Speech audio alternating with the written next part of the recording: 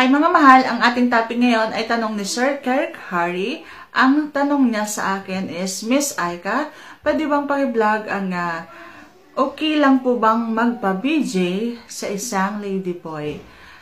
Next time, paki-vlog naman po ang BJ topic. Ayan. So, ang ating topic ngayon is about BJ sa isang ladyboy. Okay? So, meaning sa isang babae sa puso, pero lalaki sa appearance. So, yan siguro ang ibig niyang sabihin sa lady boy. Okay? Kung interesado ka, please keep on watching. Pero bago yan, kung bago ka pa lang sa akin channel, please consider to like this video, subscribe my channel, and also hit notification bell icon para every time may uploads ako, ino-notify ka ni YouTube. Ayan, so back to our topic. Pag-usapan na natin agad-agad ang tinatanong ni Sir Kirk Harry na okay lang bang magpa-BJ sa isang ladyboy. Okay, para sa akin, in my own opinion guys, okay lang naman. Kasi hindi naman ako against sa yung hindi yung babae sa lalaki or lalaki sa lalaki, babae sa babae. Hindi ako against sa ganyan guys ha. Nandun tayo sa respeto natin sa kung anong nararamdaman ng bawat isa sa atin kahit na tayo ay magkakapareho ng kasarian. So, kung okay lang naman sa'yo, kung komportable ka naman na magpa-BJ sa isang ladyboy, so why not? Go for it. Okay? So, you have to consider lang na dapat safe ka. Safe kayong dalawa. Safe siya. Ganon. So, wala siyang maitatransfer sa yung sakit. Okay? Kasi ang sakit kasi guys, hindi lang nakukuha yan sa pasok ng iyong tea doon sa butas. Okay? So, pwedeng mai-transfer din yan through laway.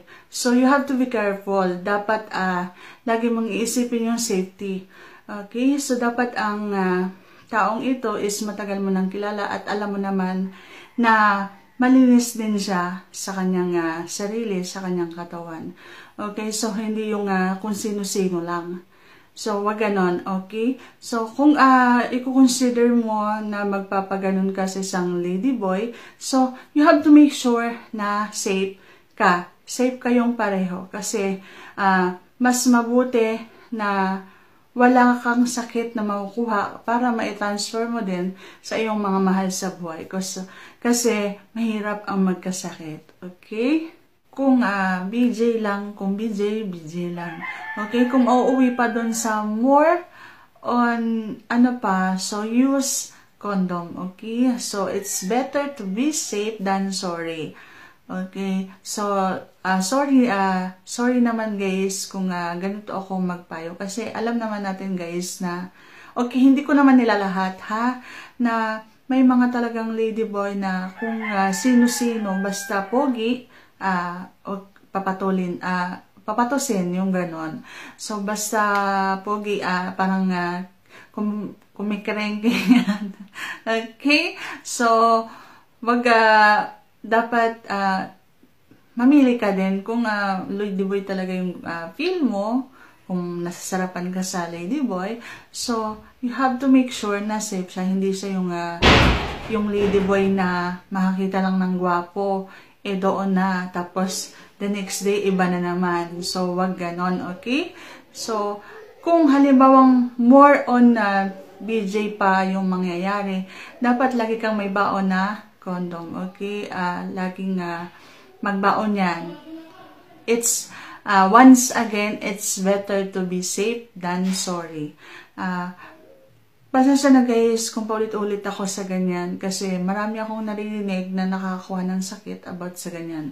So, kailangan natin mag-ingat. Hindi lang yung puro sarap ang iyong iisipin. Nasarapan ka nga. Paano naman kung nakakuha ka naman ng sakit? Okay, so hindi ko naman sinasabi guys na lahat ng ladyboy is may sakit. Okay? So, may mga ladyboy din naman na parang dalagang Pilipina din na mapili din. So, one at a time lang sila. So, dapat ganon ang pipiliin mo. Wag yung kung sino-sino yung ladyboy na araw-araw ay nagpapalit na parang nagpapalit ng damit. So, ganon. Ganon lang ang masasabi ko sa'yo, Sir Karkari. Sana, yung iyong ladyboy na yan is, magkaroon kayo ng forever happiness. Ayan. So, hindi lang it's all about sex. Dapat, seryosohin mo din kasi hindi lang naman ang babae ang siniseryoso. Kung itong ladyboy na to is, mahal ka naman. So, seryosohin mo. Wag lang magpa-busy. Okay? So, thank you guys for watching. Hope you like this video and subscribe my channel. See you on my next vlog.